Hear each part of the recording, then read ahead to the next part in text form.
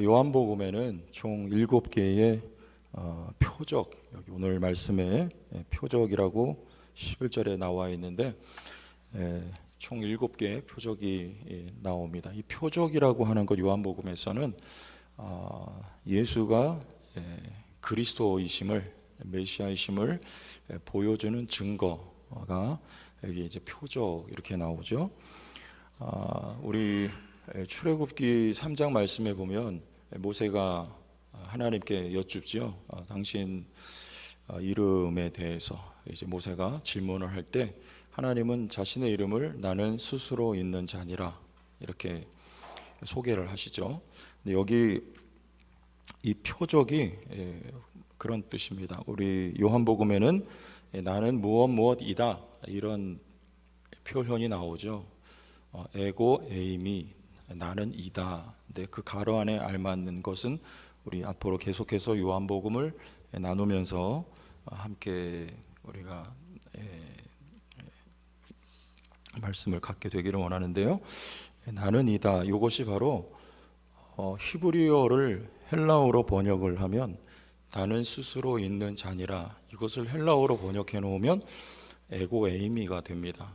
그 뜻이 나는 이다. 그러니까 그 구약 성경에 말씀하고 있는 나는 스스로 있는 자를 보여주시는, 계시하시는 분이 바로 여기 예수님이라는 것을 말씀을 하고 있는데, 그런 뜻에서 여기 지금 표적이라고, 하나님이 어떤 분인지 그리고 하나님 보내신 그리스도의 증거를 표적으로서 보여주는 것인데요.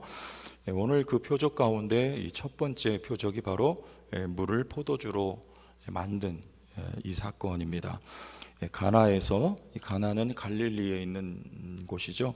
갈릴리 가나에서 혼례가 있었는데 그 마을의 잔치였기 때문에 그 잔치에 마리아도 초대가 되었고, 그리고 예수와 그 제자들과 그리고 예수의 형제들도 여기 함께 초대가 된 상황입니다. 그런데 우리 2절 말씀을 보면 말씀드렸듯이 예수와 그의 제자들도 혼례의 청함을 받았더니 이렇게 말씀하시죠. 여러분, 예수님은 이 잔치에서 어떤 태도로 계셨을까요? 혼인잔치고 저마다 흥겹게 지금 포도주를 마시면서 이 축제 분위기죠. 그런데 예수님은 하나님의 아들로서 이 잔치에서 어떤 태도를 하고 계셨을까요? 아무 말 없이 무뚝뚝하게 그리고 조용히 그렇게 계셨을까요? 그래 보이질 않아요. 예수님도 그 제자들도 혼례의 청함을 받아서 여기서 함께 즐거워하는 가운데 예수님도 즐거워하신 것 같고, 또 예수님도 웃으셨던 것 같고 하신 것이죠. 예수님도 그렇게 하셨어요. 우리가 성결이라고 하는 거는 우리는 얼른 격리를 생각을 해요. 잔치 자리에 가서도 웃지 않고 점잖아야 되고 격리, 뭔가 세상에서 하는 것과는 확연히 다른 그런 모습을 항상 늘 유지하는 것을 성결이라고 생각하는데, 그런 뜻이 아니고요. 성결이나 거룩 이런 건 그런 게 아니고 여기 혼인잔치에서 함께 어울리고 즐거워하고 하듯이 우리 그리스도 안에서 관계적인 의미가 들어있는 것입니다. 서로에게 친절하게 대해주고 또 사랑해주고 마음을 터놓고 서로의 속마음을 나누고 그리고 서로를 위하여 기도해 준다든지, 이렇게 상대방을 위해서 내가 헌신을 한다든지, 여러분 이 모든 것들이 다 성결이며 그리고 거룩에 해당되는 것이죠. 우리 성결에 대한 개념과 관념을 좀 성경을 들여다보면 우리가 기존에 가지고 있었던 것하고는 좀 다르다는 것을 알게 되는 그런 말씀입니다. 예수님께서 어린아이들을 품에 안아주시고, 어린아이들을 품에 안고 예수님이 뭐라고 하셨을까요? 아 이쁘다 이렇게 하지 않으셨을까요? 아 이쁘다. 저도 전에는 솔직히 말씀드리면 이 아이들 돌아다니면 별로 그렇게 이뻐하진 않았어요. 제가 뭐 아이들 가르치기도 하고 했는데 요즘은 이렇게 애들이 그렇게 이뻐요. 아이들 이렇게 병아리들 같이 초등학교 1학년, 2학년 이런 아이들 우리 교회도 있지만 보면 정말 마음으로부터 예뻐요, 아이들이. 그게 뭐 어르신들 앞에서 죄송하지만 40대하고 50대랑 또 다른 아마 차이가 아닌가 하는데요. 그런 것처럼 보면은 미소가 지어지고 너무 예쁘죠, 그죠? 네. 그것처럼 예수님도 아이들을 막 안아주면서 아 예쁘다 하고 예수님 밝은 미소를 지으셨을 것 같아요. 그러니까 우리가 생각했던 예수님하고는 이 성경을 가만히 들여다보면 많이 다릅니다. 우리는 이렇게 거룩하다 그러면 이렇게 뭐 무표정하게 있다거나 말을 하지 않는다거나 뭐 이런 거 아니고요. 성결도 그런 거 아니고 우리 일상생활에 평범하고 상식적으로 우리가 다 살아가면서 하나님과 우리 사이에 그리고 우리 서로 사이에 공동체를 이루고 또 복음을 전하고 하나님의 나라를 이루어가는 차원에서 우리가 거룩이나 성결을 생각하면 맞겠다는 생각을 하게 되는 거예요. 근데 이제 문제는 3절에 보니까 포도주가 떨어진지라. 포도주가 어떻게 떨어질 수가 있냐면 잔치가 한 7일 정도 계속이 돼요. 일주일 동안 잔치를 하는데 날마다 많은 손님들이 와서 이 포도주를 마시기 때문에 포도주가 실은 그래서 넉넉하게 예비하고 준비를 하는데 충분히 그럴 가능성은 있죠. 근데 이 포도주가 떨어지게 되면 그 손님들에게는 이 굉장히 결례가 됩니다. 이건 있어서는 안 된 일이에요, 이게.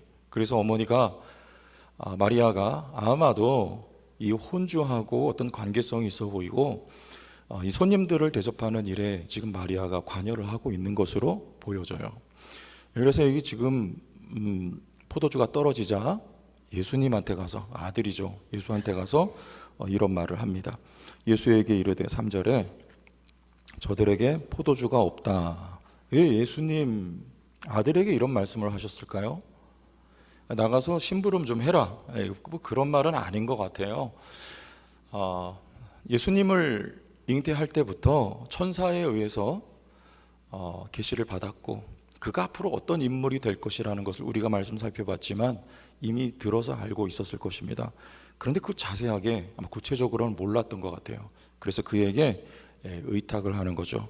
포도주가 없다 이렇게 말을 하니까 예수님은 기가 막힌 말씀을 하셔요. 4절 예수께서 이르시되 여자여 그래요. 어머니한테 이 여자여.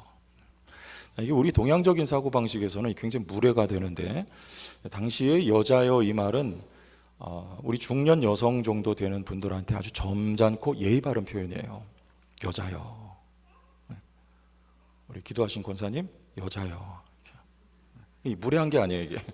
여러분 제가 어느 날 여자여 그러면은 이상하게 안 좋게 생각하지 마세요. 성경적으로 말씀드리는 거니까 여자여. 근데 문제는 뭐냐면 이런 말씀을 하세요. 나와 무슨 상관이 있나이까 그런 거예요. 여기서 걸리죠. 나와 무슨 상관이 있나이까. 예수님은 지금 자신을 그리스도로 인식을 하고 계신 것이냐. 이게 인간적으로는 어머니와 자식 사이지만 하나님의 아들이고, 그렇죠? 그는 하나님이시라고 요한복음에서는 지금 말씀을 하고 있지 않습니까? 그런 차원에서 나와 무슨 상관이 있나이까 이렇게 주님이 지금 되물으시는 것이고 어머니가 요청한 것과 예수님이 하고자 하시는 일이 차이가 있다는 것을 지금 여기서도 우리가 금방 발견을 할 수가 있는 것입니다. 나와 무슨 상관이 있나이까. 여러분 기도라고 하는 것은요 우리가 하나님께 명령하는 거 아닙니다.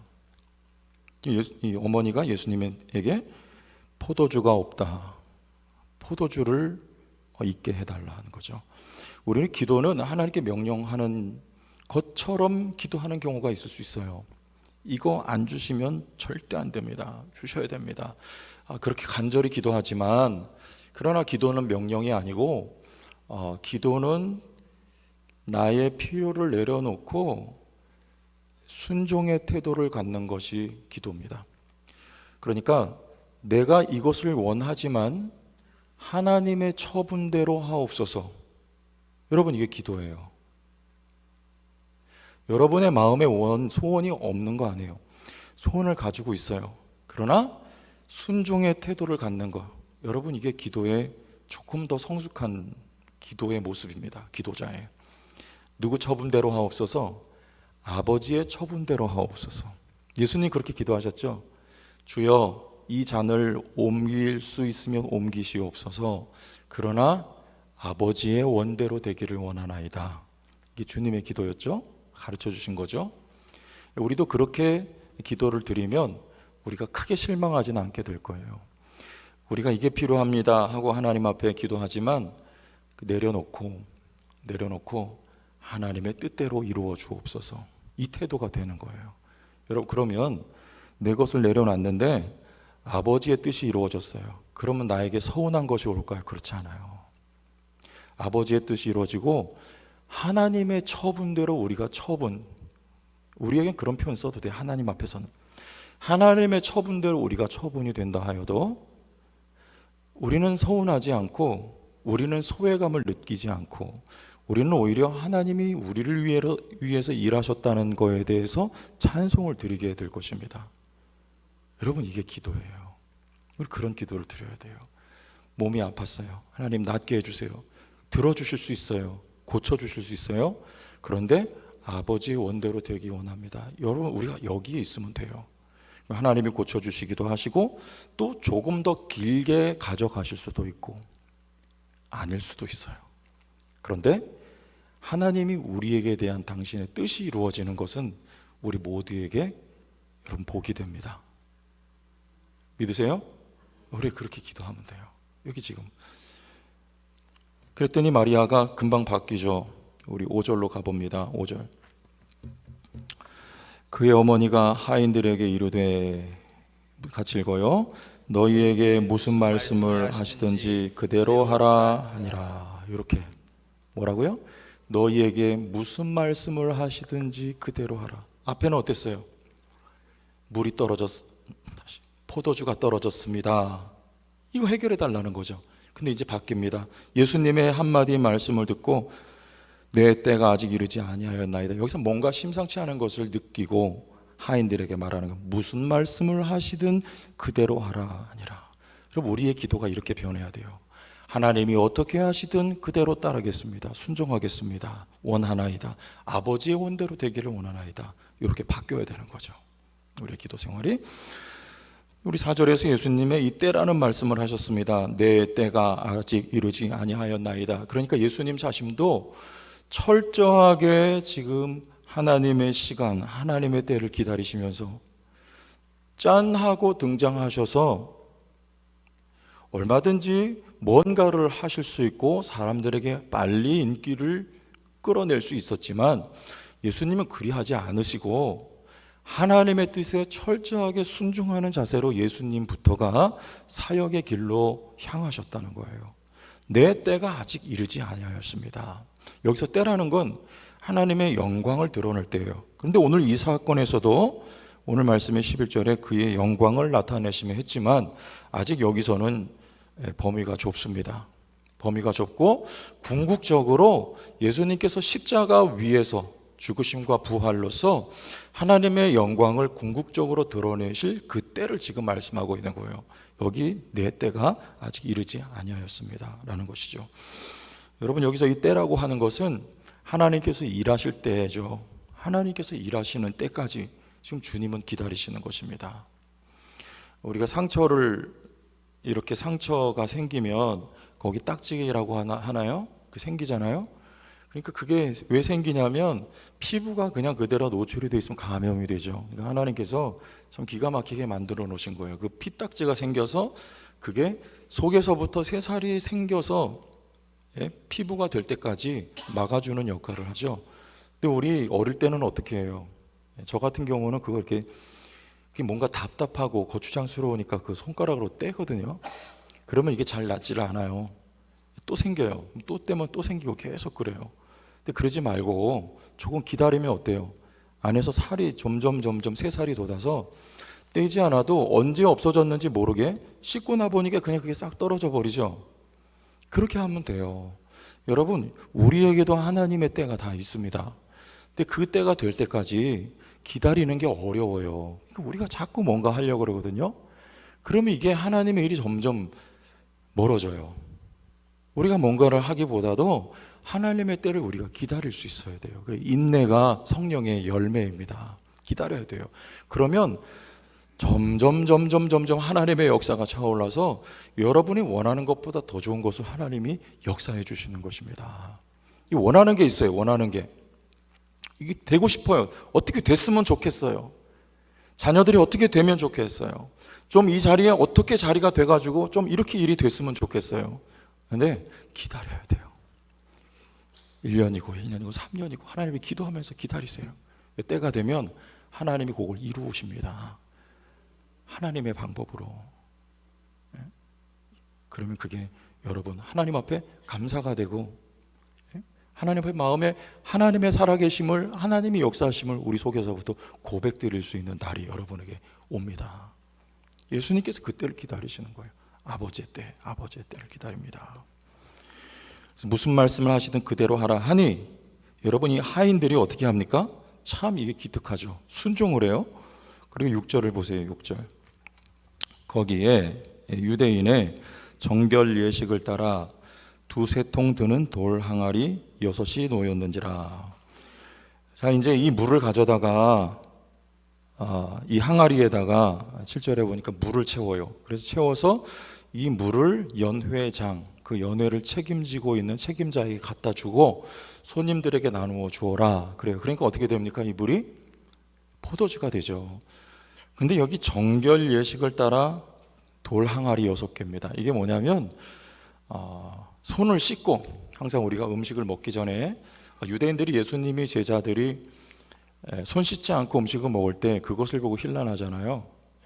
그 이야기처럼 음식을 먹기 전에 예수님들은 항상 손을 씻고 먹어야 되는 거예요. 발을 씻고 손을 씻고 그리고 음식을 먹는, 이걸 정결 예식이라고 하죠. 이게 구약의 실은 성전 제도입니다. 성전에 하나님을 만나기 전에 정결하게, 여러분 죄의 씻음 받고 그리고 들어가서 하나님의 임재를 경험하게 되는 거 아닙니까? 근데 여기 이 말씀 2장에서는 우리 13절부터 보면 무슨 내용이 따라 나옵니까? 제목에 성전을 깨끗하게 하시다가 제목이 나오죠. 이 성전을 헐라 내가 사흘 만에 일으키리라 말씀을 하시죠. 여기 성전을, 참 성전이 누구이며 그 성전을 예수님께서 오셔서 완전하게 온전하게 개혁하실 것을 지금 2장에서는 말씀하고 있는 거예요. 그래서 여기 정결 예식 이야기가 나오는 것입니다. 여러분, 우리가 어떻게 완전하게 깨끗해지는지 다 아시죠? 우리 아까 찬송했잖아요. 예수의 보혈로 여러분 우리는 깨끗해지는 거예요. 정결 예식, 그거 손 씻는다고 우리가 깨끗해지지 않고 손은 항상 씻어야 돼요. 그러나 예수의 피는 우리를 단번에 깨끗하게 온전하고 완전하게 우리를 씻어 주셨습니다. 그러니까 예수님이 오셨다는 거, 그리고 이 혼인잔치 자리에 예수가 계시다는 거, 여기서 큰 역사를 지금 이 무리들이 경험하고 목격을 하게 되는 이야기예요. 여기 지금 예수 그리스도가 계십니다. 하나님의 나라가, 예수님께서 말씀하셨어요. 여기저기가 아니라 하나님의 나라는 너희 가운데 있느니라 말씀하신 거예요. 우리 가운데, 우리 모임 가운데 예수 그리스도가 계심으로 하나님의 나라가 우리 가운데 계신 것이고, 또 여러분 안에 예수 그리스도가 성령으로 계심으로 여러분 안에 하나님의 나라가 임한 것입니다. 그러면 어떻게 변해요? 포도주가 끊입니까? 안 끊어집니까? 포도주가 끊어지질 않아요. 그쳐지지 않아요. 항상 기쁨의 포도주가 여러분 안에는 샘이 솟는 것입니다. 예수 그리스도 안에. 그래서 거기는 항상 잔치자리예요. 여러분, 이 혼인잔치는 어디 가서 궁극적으로? 천국에 가면 거기 혼인잔치가 있잖아요. 우리는 신부고 그리스도는 신랑이고 영원토록 누릴 잔치. 여러분, 그래서 우리 예배가 장례식 같으면 실은 조금 곤란한 거죠. 우리 예배는 잔치 같아야 돼요. 예배는 축제 같아야 돼요. 우리 예배가 그래야 돼요. 근데 우리는 약간 거룩의 개념, 아까 말씀드린 거기에 대한 오해가, 예배 분위기가 장례식처럼 돼야 된다고 우리 무의식 중에 그렇게 생각하고 있는 것 같아요. 그렇지 않습니다. 예배는 잔치고 여러분, 여러분의 삶은 축제예요. 믿습니까? 어려운 일이 많습니다. 그러나 누가 계시면, 예수 그리스도가 계시면, 여러분의 인생에 예수 그리스도 십자가가 꽂혀 있으면 여러분의 인생은 잔치예요. 축제예요. 초막이나 궁궐이나 내 주 예수 모신 곳이 그 어디나 하늘나라예요. 오늘 이 말씀은 그 내용 보여주는 거예요, 우리에게.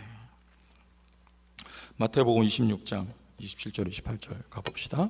마태복음 26장 같이 읽어봅니다. 시작. 또 잔을 가지사 감사하기도 하시고 그들에게 주시며 이르시되 너희가 다 이것을 마시라. 이것은 죄 사함을 얻게 하려고 많은 사람을 위하여 흘리는 바 나의 피 곧 언약의 피니라. 포도주를 주님이 나눠주시면서 너희가 마시라. 죄 사함을 얻게 하려고 나의 흘린 언약의 피니라. 여러분, 우리는 예수의 피로 이미 깨끗하게 된 줄로 믿습니다. 구약에는 제사제도가 있었습니다. 날마다 짐승을 잡아 하나님 앞에 제사를 드렸어야 돼요. 그리고 불완전한 제사장이 필요했습니다. 그러나 예수님이 그 모든 것을 다 온전하게 성취하신 것입니다. 자신이 제물이셨습니다. 그 피가 영원히 우리를 깨끗하게 하셨습니다. 자신이 제사장으로 오셨습니다. 자신의 몸이 성전이 되어 주셨습니다. 그 예수가 여러분 안에 계셔요. 그 예수가 하나님의 나라예요. 그 예수로 말미암아 여러분들은 온전하게 된 줄로 믿으시길 바랍니다. 히브리서 말씀에 우리가 온전하게 되었느니라고 선포를 하고 있는 거예요.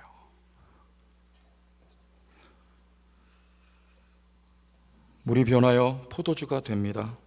마리아는 단지 잔치자리에 흥을 깨고 싶지 않아서, 그리고 뭔가 책임자로서 손님들에게 결례가 되지 않기 위해서 포도주를 요구했으나 예수님은 그런 차원이 아니었어요. 예수님이 그 표적으로 보여주십니다. 내가 있는 곳에 그 자리가 어떻게 될 것이라는 것을 보여주는 거예요. 예수님이 계시면 물이 변하여 포도주가 됩니다. 죽은 것이 산 것이 돼요.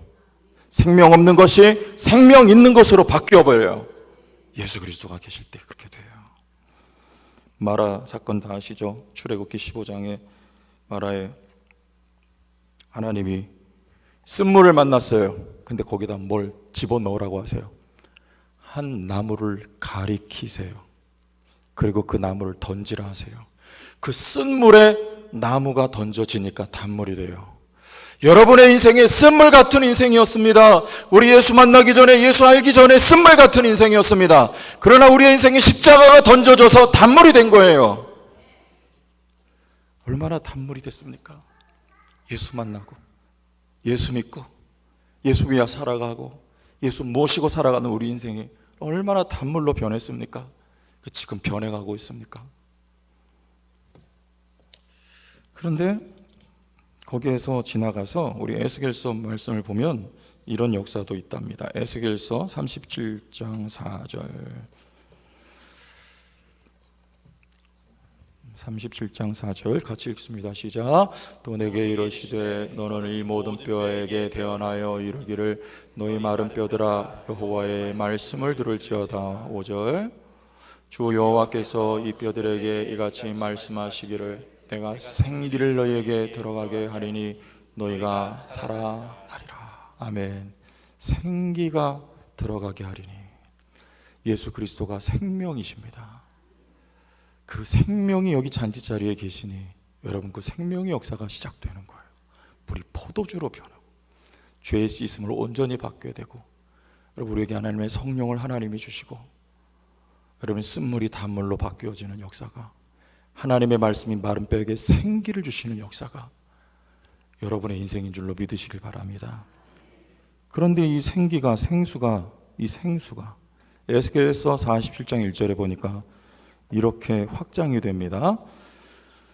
같이 읽어봅시다. 시작. 그가 나를 데리고 성전문에 이르시니 성전의 앞면이 동쪽을 향하였는데 그 문지방 밑에서 물이 나와 동쪽으로 흐르다가 성전 오른쪽 제자 남쪽으로 흘러내리더라. 어디에서요? 성전에서 물이 점점 흐르는 거예요. 성전에서. 그러면 에덴 동산에 발원한 강이 몇 개입니까? 몇 개? 네, 4개죠. 에덴 동산에서 생수가 흘러요. 우리 계시록 말씀해 보면 그 강이 흘러요. 거기. 그리고 실과들이 있어요. 그 영원한 회복된 에덴 동산이 예수 그리스도가, 여러분 이 그리스도가 말하자면 성전이요 에덴 동산이에요. 예수 그리스도 안에서 이 생수가 흘러 넘치기 시작하는데, 그게 에스겔서 47장 5절에 보니까 뭐가 되느냐. 시작. 다시 천척을 측량하시니 물이 내가 건너지 못할 강이 된지라 그 물이 가득하여 헤엄칠 만한 물이요 사람이 능히 건너가지 못할 강이. 물이 성전에서 흘러가지고 강이 돼버려요. 어디서? 이 성전을 홀라 내가 일으키리라. 예수 그리스도 안에서 여러분 강이 흘러요. 그 예수가 여러분 안에 오늘 살아계십니다. 여러분 안에 이 강이 흘러요. 요한복음 7장 38절 이게 잘 아시잖아요. 여기 보니까 나를 믿는 자는 성경의 이름과 같이 따라합시다. 그 배에서 생수의 강이 흘러나리라. 저 영원한 천국 가기 이전에 여러분 속에 하나님의 나라가 이루어졌습니다. 에덴 동산이 여러분 안에 있는 거예요. 여러분 안에 생수가 흘러넘치는 축복이 임했어요. 우리 예수 믿는 축복이에요. 이걸 믿으세요. 초막이나 궁궐이나 상관이 없습니다. 내 주 예수 모신 것이 하늘나라예요. 우리 성도교회 초막이나 궁궐이나 상관없습니다. 내 주 예수가 가장 귀하십니다. 예수 그리스도가 우리 교회 가운데 함께 계십니다. 우리 성도교회로부터 여러분 이 샘이 흘러 강을 이루게 되는 것입니다.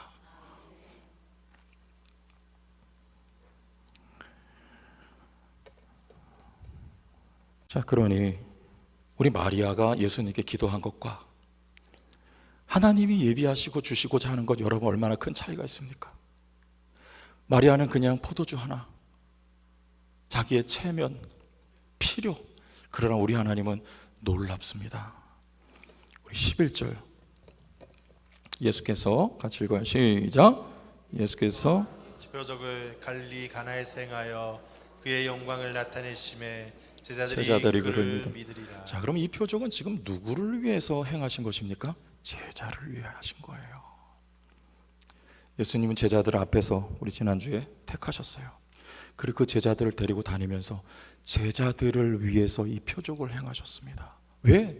여기 지금 제자 몇 명이에요?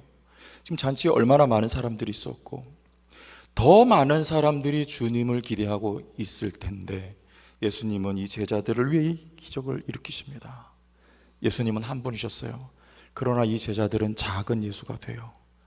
이 제자들로 말미암아 예수님 홀로 감당하셨던 것보다 더 무수한 백성들이 하나님의 영광을 보게 되고 그 배에서 생수가 흘러넘치는 역사를 저들이 만나게 될 것을 예수님은 기대하시면서 여기 지금 작은 소수들을 위해서 표적을 보여주신 것입니다. 이게 예수님의 목적이었어요. 마리아의 목적은 요만한 거예요. 하나님의 원대한 뜻은 다 헤아릴 수가 없는 거였어요. 그런 깊은 뜻이 있을 줄이야. 하나님의 사역의 스케일이 그런 것일 줄이야. 마리아는 알 수 없었습니다. 하나님은 이렇게 기도에 응답하십니다. 여러분, 우리의 필요를 내려놓고 하나님 뜻대로 하옵소서, 주의 뜻을 이루시옵소서 라고 기도할 때 하나님은 우리 상상할 수 없었던, 우리가 생각하지 못했던 그런 놀라운 일을 오늘도 역사로, 기도의 응답으로 이 역사 속에 이루실 줄을 믿고 낙심치 말고 기도하시길 바랍니다.